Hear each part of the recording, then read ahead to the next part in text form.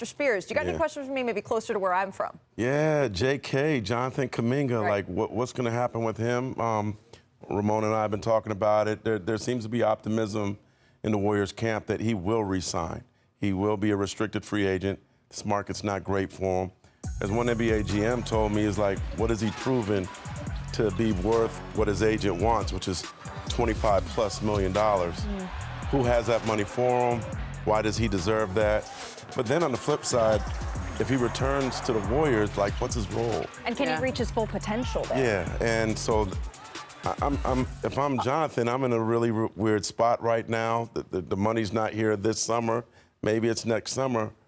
But either way, there's a lot of question marks. Well, look, I think the Warriors want him back. The question is, does he want to be back? Yeah. I know there are teams that like Jonathan Kuminga. They just don't have cap space. So it has to be a sign and trade. And from what I understand, the Warriors are not going to give him up for assets that they don't like in return. They want to keep him unless they get something great back for him. So he can go and negotiate a deal with another team. Right. Chicago likes him. Miami likes him. You know, let's Sacramento. Sacramento. Let's see if the Phoenix Suns. They liked him a lot. They had him in the original construction for Kevin Durant back in February. Sure. But I like nice cars. But do they have players that the Warriors would want to take back in a sign and trade? Right. And from my understanding, the Warriors they don't like anything right now that's being discussed. When you look at the Golden State Warriors, and I think about their run against the Minnesota Timberwolves, Jonathan Kuminga showed what he can be in those final couple of games without Steph Curry. It's about whether or not he's going to be able to reach that full potential Is that here. a big enough sample size, We just got some news in from our senior insider, Shams Charania, as we've been talking here.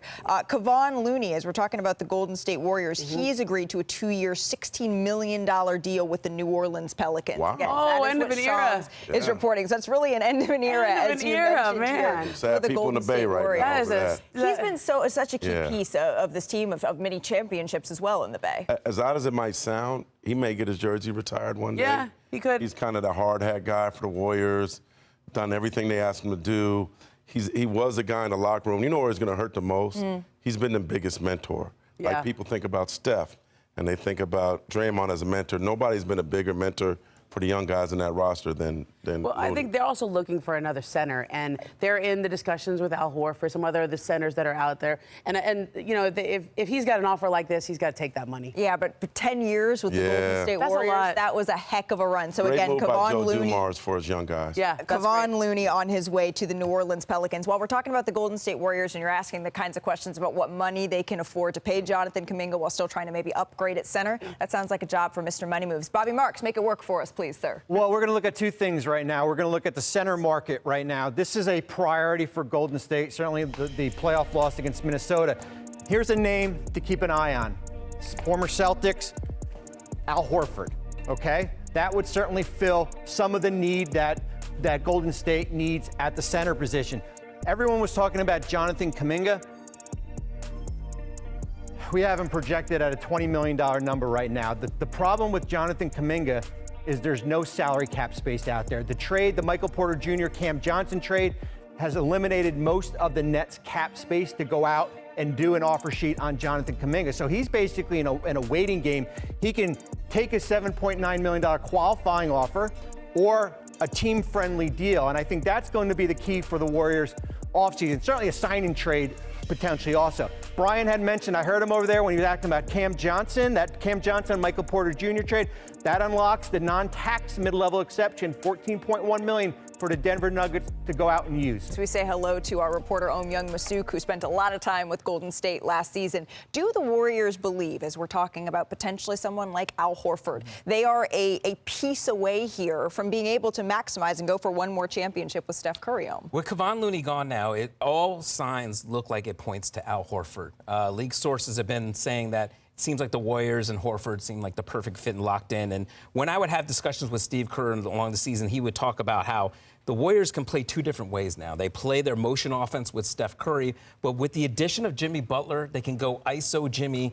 And still, Al Horford would fit that perfectly because, one, they've already said they don't want to play Draymond Green at center the entire season. They just can't afford to do that. They could do it in spurts like in the playoff runs and how they made that run at the end of the season, but they need Al Horford. He can come in, he can stretch the floor to stretch five, he can pass in that motion offense, he can set screens for them, and defensively he still has something left in the tank, so he would be a good fit.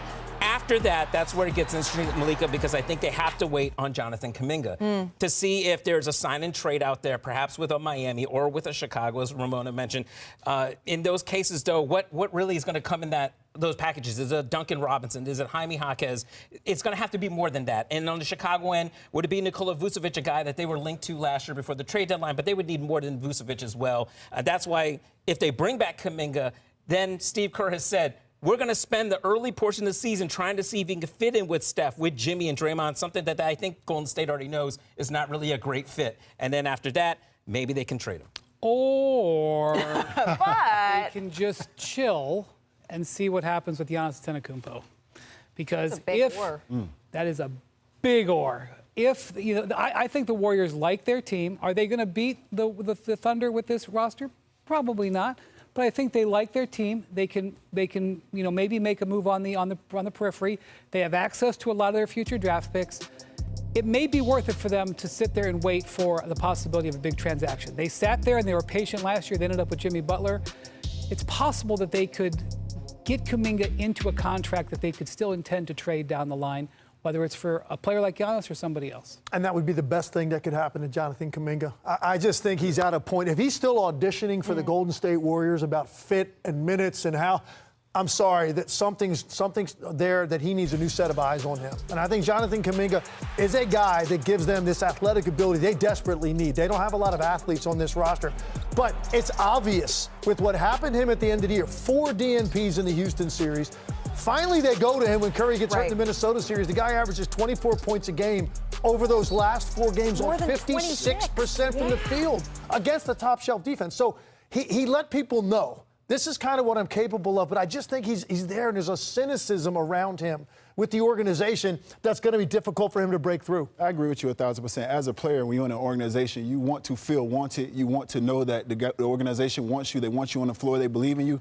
That's a situation that's been kind of tricky for Jonathan Kuminga. But I look on the defensive end of that, and I say I love Al offensively. I know he'll come in. He'll pick up right where he needs to. He's a veteran. He has basketball intelligence. But on the defensive end, is he a rim protector? Is he going to be a guy that's going to get a stop down there, protect the rim, bang with those big guys? I look at that situation as almost similar to having Draymond down there. I love Al offensively, but defensively, I think you need a little more size down there to take that banging and protect the rim. This has always been the question for the Golden State Warriors. Who is their big man has always been something, in addition to Draymond Green, that we have been sort of asking even over their dynastic championship run.